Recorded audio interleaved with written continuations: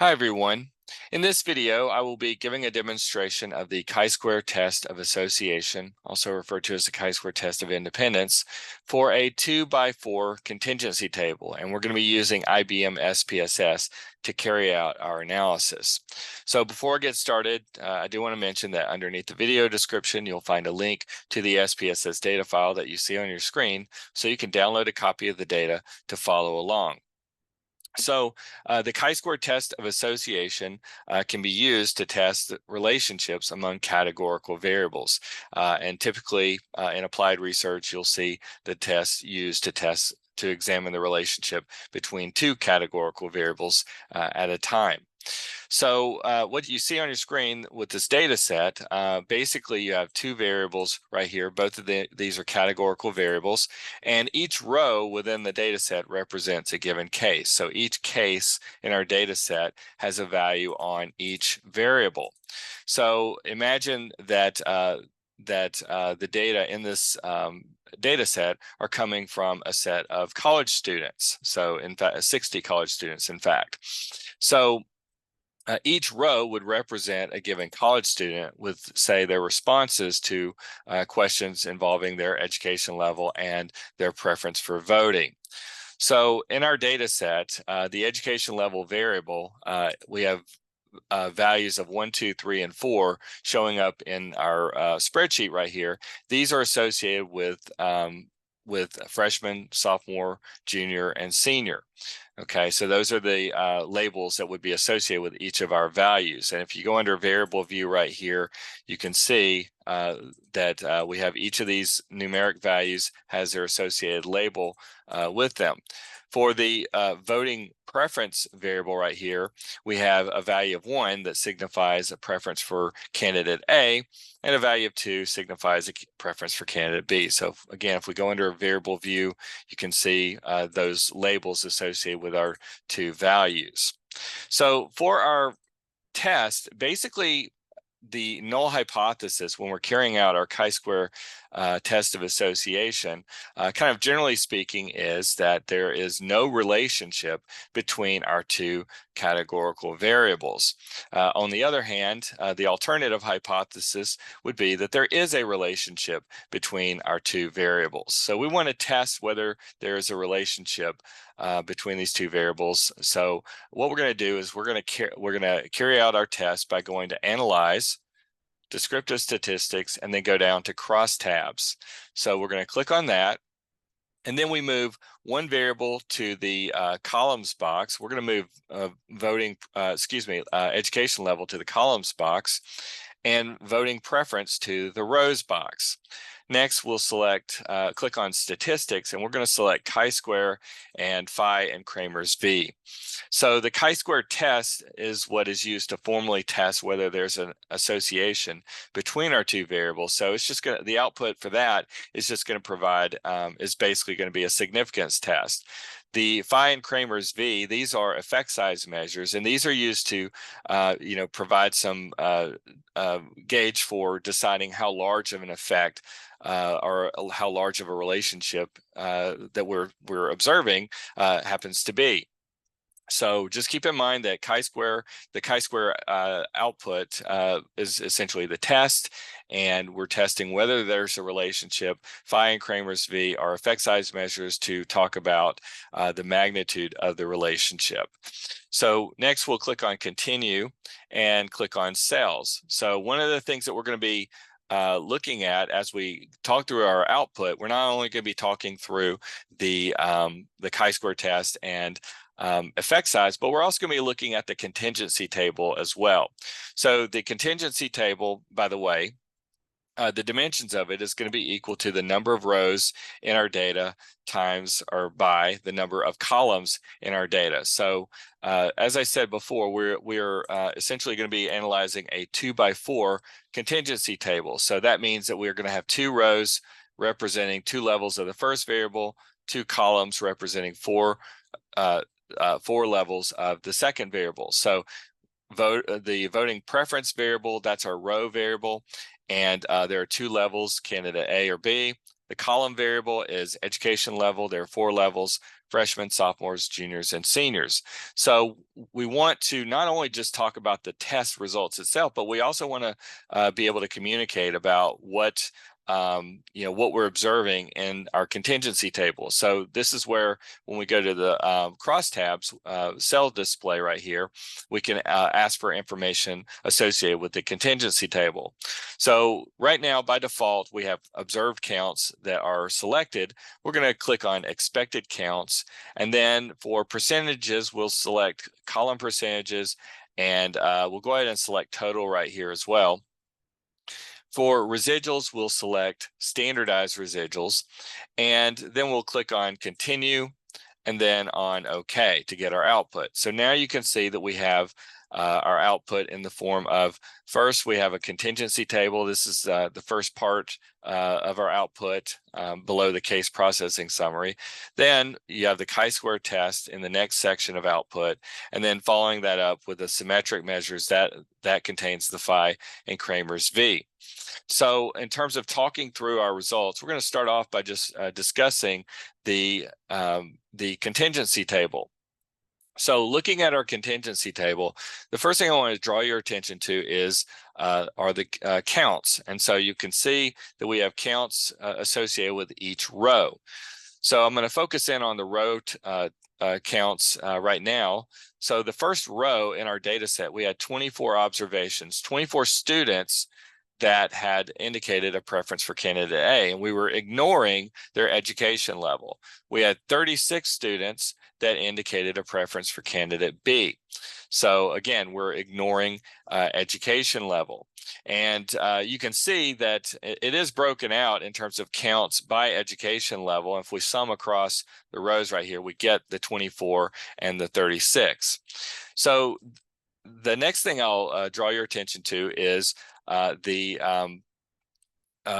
percentages that you see given right here. So we have 40% and 60% right here. And so these percentages are calculated by taking the number of observations, or the count within a given row, dividing by the total sample size, which is 60, and then multiplying by 100%. So that gets us 40% of our sample indicating a preference for candidate A, and 60% of our sample indicating a preference for candidate B. Then, if we look at the columns, you'll see that we have column count. So there's the column count for freshmen, or sophomores, juniors, and seniors. Okay, and you'll notice that, so basically in this case, these counts are ignoring voting preference. We're only just summing up across freshmen, across sophomores, across juniors, and across seniors. And you'll see that we have this percent of total that's given right here. And basically, this is the percentage of individuals in our sample who happen to be freshmen. And this is calculated by taking the count for freshmen, dividing by our sample size, and multiplying by 100%. So we have 26.7% of our sample are identifiable as freshmen, 23.3% are identifiable as sophomores, 25% are identifiable as juniors, and another 25% are identifiable as seniors. So in both of these cases, when we were talking about the rows and we were talking about the columns, we were ignoring the other variable. We were just kind of counting or computing percentages across levels of the other variable. So these values that we have for the rows, we have essentially a row count and a row percentage right here. These, and again right here, these are row marginals. Okay, so we have a marginal count and a marginal percentage right there. And then down here, we have the marginal counts and marginal percentages for the column. So these are column marginals that we are talking through right here.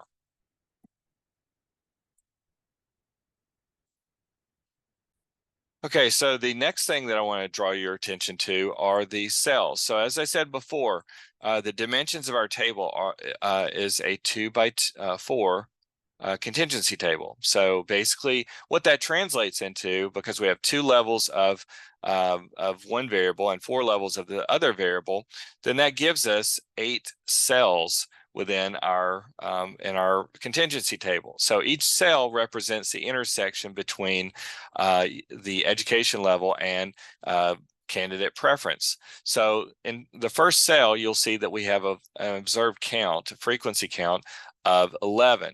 So you can see right here then that we had 11 freshmen who preferred candidate A. We had 5 freshmen that preferred candidate B. And the percentage that you see right here, it says percentage within education level right here and here. These are computed by taking the frequency count for the category on voting preference and dividing it by the total number of freshmen, which is 16 right here. So if we take 11, divide by 16, and multiply by 100%, that gets us the 68.8%. If we take the 5 right here and divide by 16, multiply by 100%, that gets us the 31.3% that you see right there. So just kind of as a recap, we had 11 freshmen indicating a preference for candidate A, 5 indicating a preference for candidate B. Of those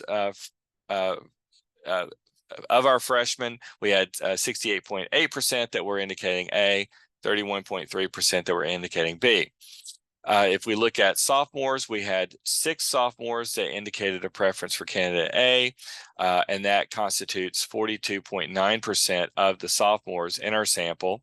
Then we had 8 sophomores that indicated a preference for candidate B. That constitutes 57.1% of our sophomores. And so again, there's our count right there of the number of sophomores. So just keep in mind that the percentages for these cells, this is not in relation to the total sample size, but rather they are in relation to the category of, in this case, freshman or sophomore. So then we have juniors. We had 4 juniors indicating a preference for candidate A. That is 26.7% of all juniors indicated preference for A. 11 indicated a preference for B. That is 73.3% of the juniors indicating that preference. Then for seniors, we had 3 indicating a preference for candidate A. We had, and that is 20% of the seniors. We had 12 seniors indicating a preference for candidate B, and that is the remaining 80% of seniors.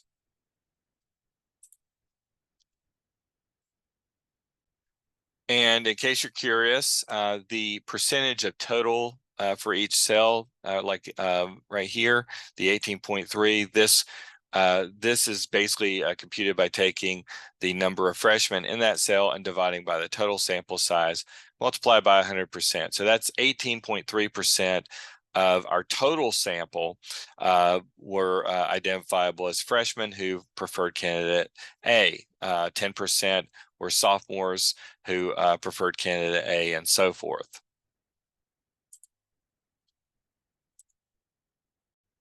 Okay, so now we'll look at the chi-square test results. And I'll also kind of be referring back to the contingency table in a second here. But what we're going to be looking at is the Pearson chi-square. So the value is the test value for the Pearson chi-square. This is actually what's computed from our data. We have the degrees of freedom for our analysis. The degrees of freedom is equal to the number of rows minus 1 times the number of columns minus 1. And what we have right here is the p-value. And so this is what's used to determine whether we have a statistically significant relationship between our 2 variables. So the alpha level, by the way, is the level that you set. It's your type 1 error threshold. And so conventionally it's set at 0.05. So we'll stick with that. And you can see that the p-value that's given, you can see that the p-value is equal to 0.027. So clearly that's less than 0.05, and that would lead us to reject the null hypothesis. So we would basically infer that there is a relationship between the 2 variables. Now, as I've been talking about the null and alternative hypotheses, I've been kind of talking about these in sort of more a general sense, but the more specific way of thinking about what the null and alternative hypotheses are referencing is essentially the difference between observed counts in your data and those that are expected in your data, okay? Or alternatively, we could say the observed proportions versus expected proportions. So let me tell you a little bit about what I mean by that. So if we go up here, let's go back to freshmen in cell 1, this first cell right here. So freshmen who prefer candidate A. We had 11 freshmen that preferred candidate A. And you'll see that we have this next item right here. This is the expected count for that cell. So the expected count is 6.4. You can see that the observed count for sophomores for candidate A is 6.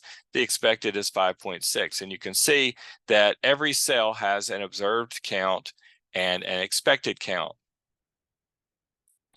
And basically, what we're doing is we are testing whether there's a difference between the observed and expected counts.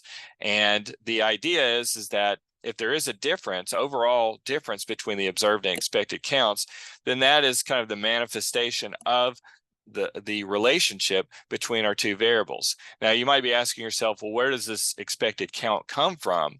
And the expected count is essentially the count for a cell that would be expected if the two variables are unrelated.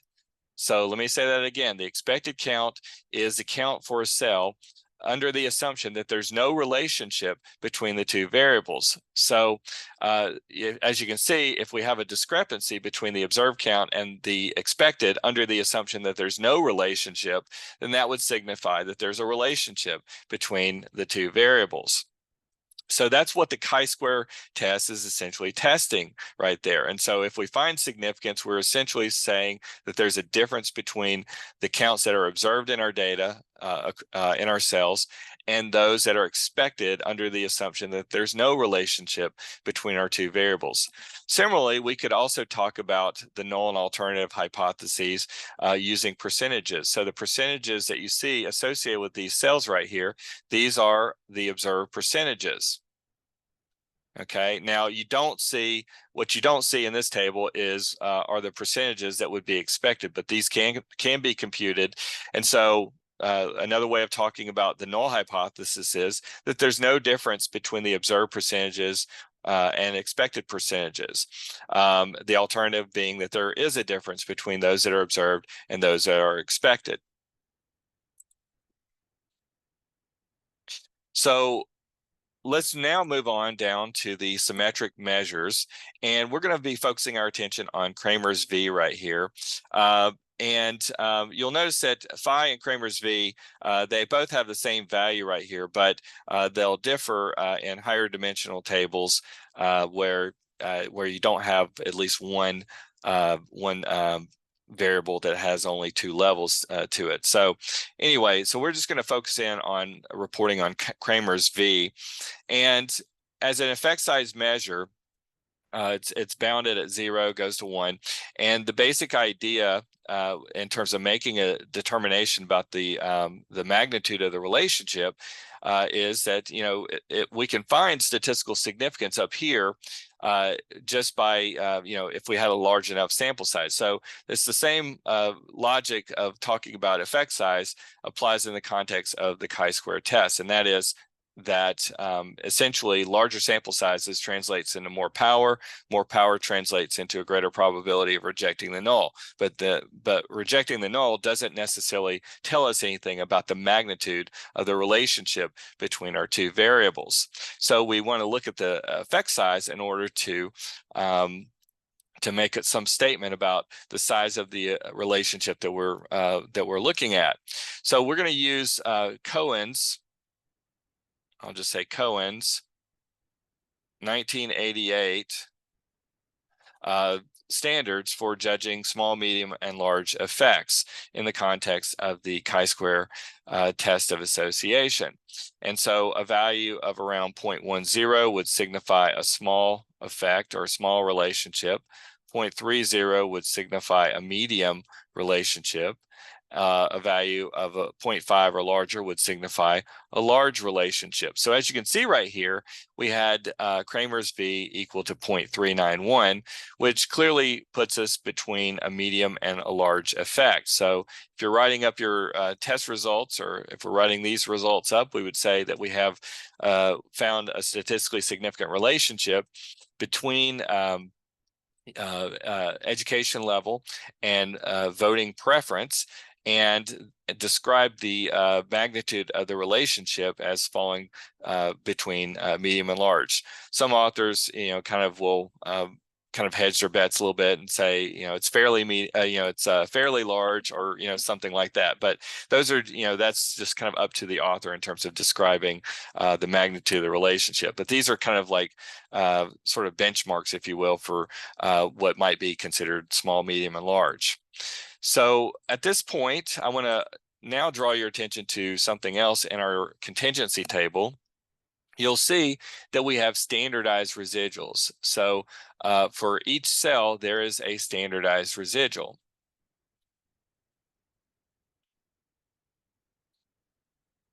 Okay, so the standardized residual is basically just computed as the difference between observed and expected frequencies for a given cell, dividing by the expected frequencies for that cell.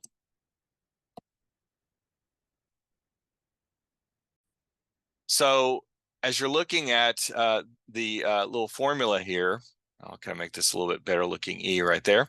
The numerator of the standardized residuals is an unstandardized residual. So this is a residual for the given cell. So that's just the discrepancy between the observed and expected counts. And what we want to do is what we might be interested in is addressing the question of whether, which cells are contributing most to the overall effect, the significant chi-square. And so if by dividing the difference, or the unstandardized residual, by the square root of the expected values right there, then we can kind of make a comparative judgment across cells in terms of which ones are contributing more or less to the overall effect that we are observing. So as you're looking at the standardized residuals, you can see that the largest one is for the freshmen who preferred candidate A. So that's has the largest discrepancy between the observed and expected counts. You can see that the next largest is for freshmen preferring candidate B. And when I talk about the, comparing the size of these, we're talking about these standardized residuals and the size of them in absolute value terms. So you can see that the next largest is for seniors who are preferring A, and then seniors preferring B. Okay, so another question we might ask, though, is, is the difference between observed and expected counts within a given cell, is that statistically significantly different? And so the nice thing about the standardized residuals is that we can essentially treat this as a z-test of the difference between observed and expected counts. And so basically we can use a threshold of 1.96. This is essentially the critical value for a z-test with alpha set at 0.05. Okay, so what we would be looking for then is, do any of our cells, do any of the standardized residuals in our cells, do any of those residuals exceed 1.96 in absolute value? And if they do, then we would essentially say that there's a significant difference between the observed and expected counts within that cell. And you can see that in our data, there's no situation or no cell where that is actually, that threshold of 1.96 is met. So there appears to be no differences, no significant differences between observed and expected counts in any of the cells. But nevertheless, we still are able to see that the freshmen preferring A and freshmen preferring B seem to be having the largest effect on the overall chi-square. It's just that that none of the cells, there are none that indicate a significant difference between the observed and expected counts. Okay, so another question that you might have after running the chi-square test of association is whether there are differences in column proportions. And so to give you an example, if we go back to our freshman right here, and this is our column 1, and we saw that we had 68.8% of freshmen preferring candidate A. And we also see that for sophomores, that we had 42.9% of sophomores preferred candidate A. And so what we might be interested in as a researcher is, is there a difference in those proportions? So in other words, is there a significant difference between the percentage of freshmen who preferred candidate A and the percentage of sophomores that preferred candidate A? And so we might also ask, are there differences between freshmen and seniors in terms of the percentage of those categories that prefer candidate A? Similarly, we could ask the same questions for candidate B. Now, it's kind of irrelevant in the case where we have 2 levels of our row variable right here, but we could still be asking those same questions, particularly if we get into a higher dimensional table. But so these are logical questions that we might have as potential follow-ups to the chi-square test. And so one thing that we can do is we can carry out a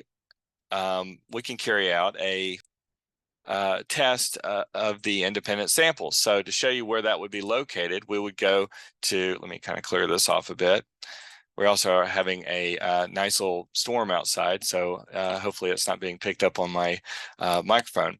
But we'll go to Analyze, we'll go to Compare Means and Proportions, and then select Independent Samples Proportions. So we'll click on that, and we're going to move our education level variable down to the grouping variable box, and we'll move voting preference to the test variable box. So to carry out our analysis, what we'll do next is we're going to select, what level or what value associated with our voting preference variable is deemed a success. And what I mean by that is basically our focal outcome. We only have 2 possible outcomes for voting preference, which is preference for A or preference for B. And the values associated with those are 1 and 2 respectively. So we're going to focus in on preference for A. So we're going to click on values right here and just leave the 1 selected. If we wanted to test for differences between for candidate B, then we would set this equal to 2, but we're just going to leave it as 1 right here. So the next thing is we'll look down where it says grouping variables. You'll see that we've got kind of default values, if you will, of 1 and 2. And basically that is for freshmen and sophomores. If we leave the default on right there, that would actually be referencing the freshmen and sophomores. So again, we're comparing the differences in the percentage of freshmen and sophomores that prefer candidate A. So that's all there is to it right there.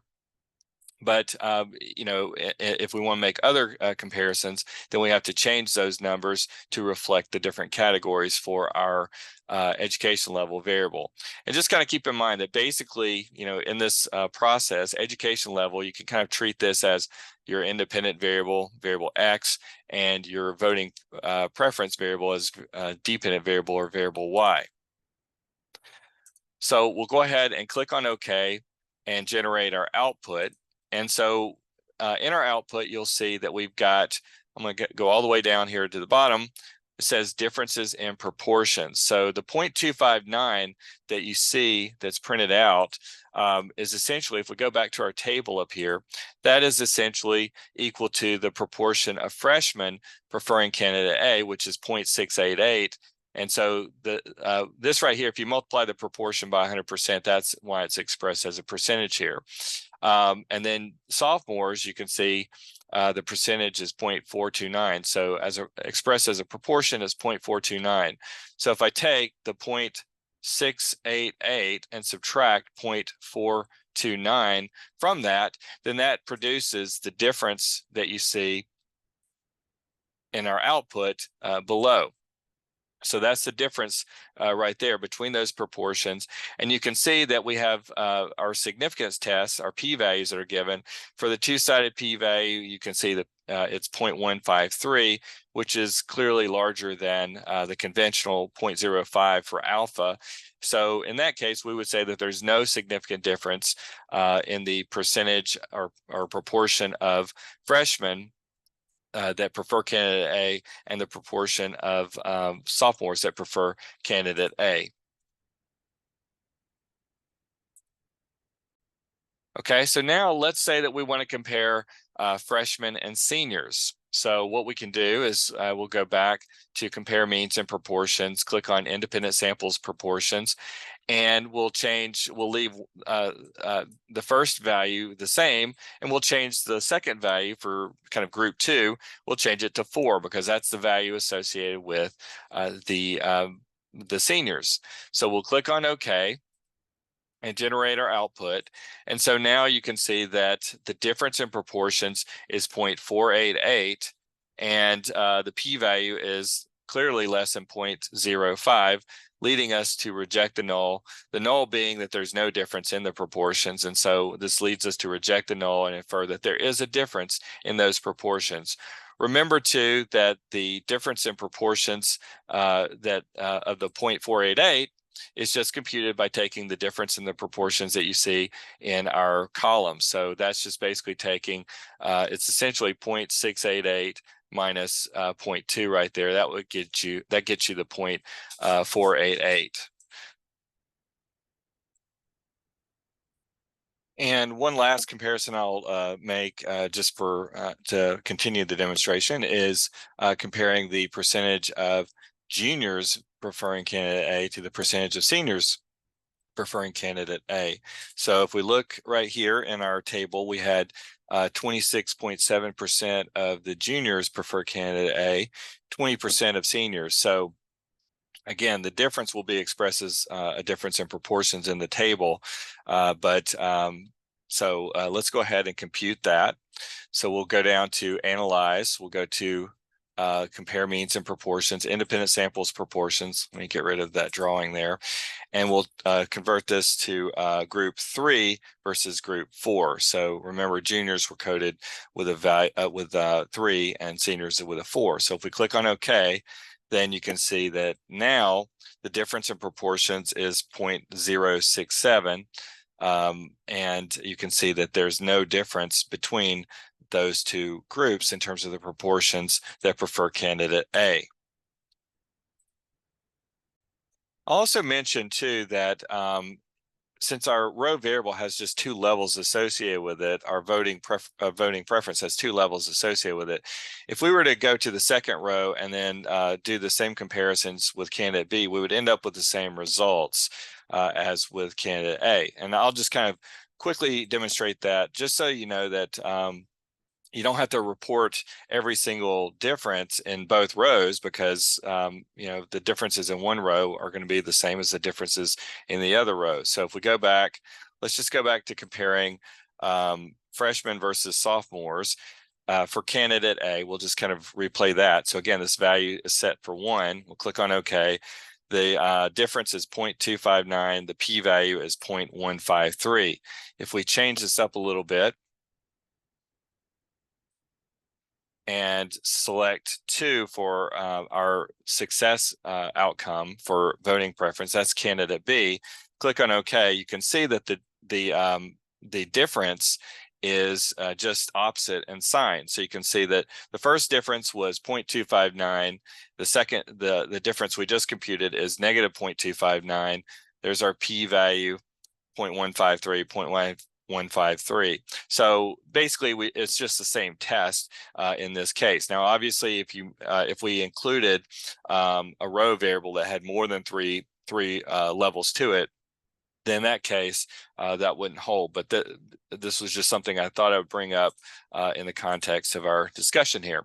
Okay, so now let's say that you are not interested in doing kind of multiple z-tests as we've been carrying out so far.